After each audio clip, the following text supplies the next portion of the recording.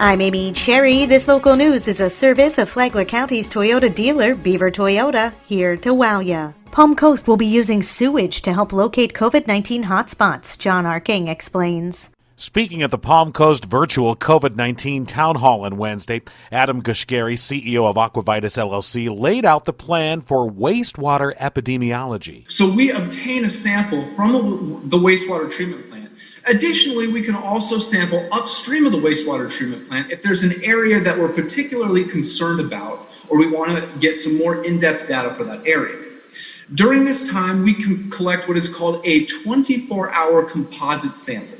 Basically, this means over a 24-hour period, small amounts of wastewater are grabbed from the wastewater system and collected into a unit. This allows us to not only look at a single snapshot of what's happening, but the entire day's ongoings of what is occurring in that specific region from a chemical perspective or a biological perspective. Flagler County Health Officer Bob Snyder then picked up the process from there. So we'll be able to find those hot spots, as you said, whether it's a neighborhood, whether it's a section in Palm Coast. We'd be able to send our mobile community testing team to a church there, to a school there, and do some real assertive and aggressive messaging with respect to the importance of community testing. And thankfully, the labs that we're using now, we're getting test results back within 2 days. It's either the public health lab or it's a lab called MDL. So we can see this fitting in nicely with the other data sources that we're looking at. Snyder says Palm Coast will be one of just a very few communities in the nation that will be utilizing this technology. From the WNZF newsroom, I'm John Arking.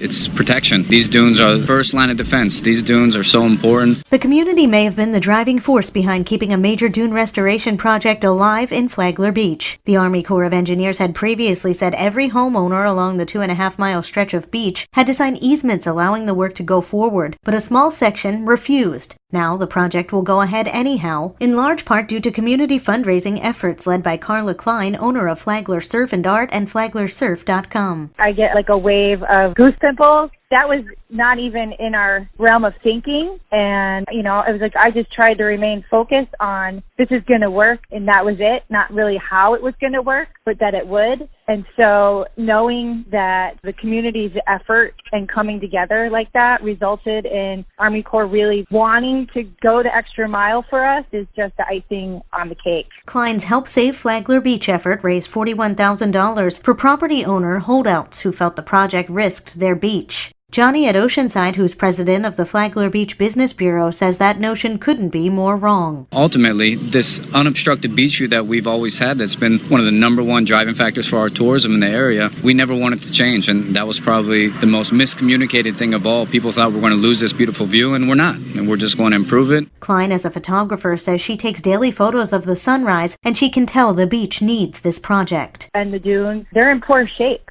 And there's nothing about them that's natural. They were fixed with just like a quick remedy. So I know that we are wide open to Mother Nature and what she could do to us. So this project means a tremendous amount to me because I would love to see Flagler Beach not get ready to fall back into the ocean. Plus, she says it will protect the beach for future generations. And then for it to be 50 years, that they're going to pay attention to us, like that's not just for me, that's for my kids and my children's children. This is a huge thing. This isn't just about us. It's them not having to worry so much about what's going on. It's one less problem for them to have to deal with. The remaining holdouts are clustered together, enabling the Army Corps of Engineers work to go forward, excluding a half block towards the end of the project.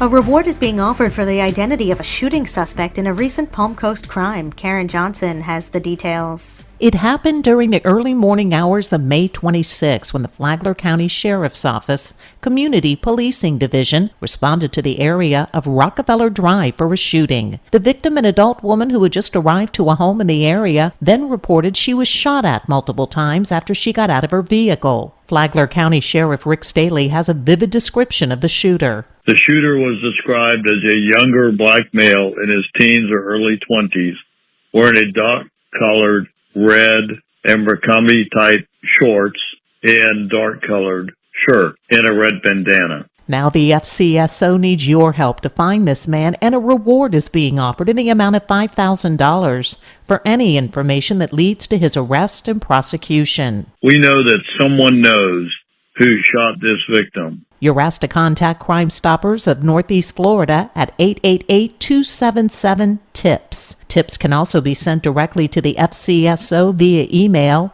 at tips@flaglersheriff.com. For Flagler's Morning News, I'm Karen Johnson.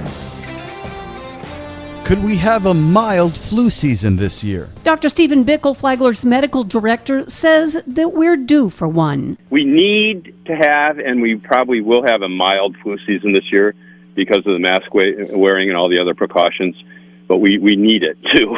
Bickle said that we don't need a bunch of flu confusing things with COVID-19 cases. He said that the flu and COVID are similar in that they're both respiratory diseases. To listen to the entire interview, download the Flagler radio app and then go to the Free for All Friday podcast. From the WNZF newsroom, I'm Deb Albertson. And now you're up to date on Flagler's Morning News. I'm Amy Cherry.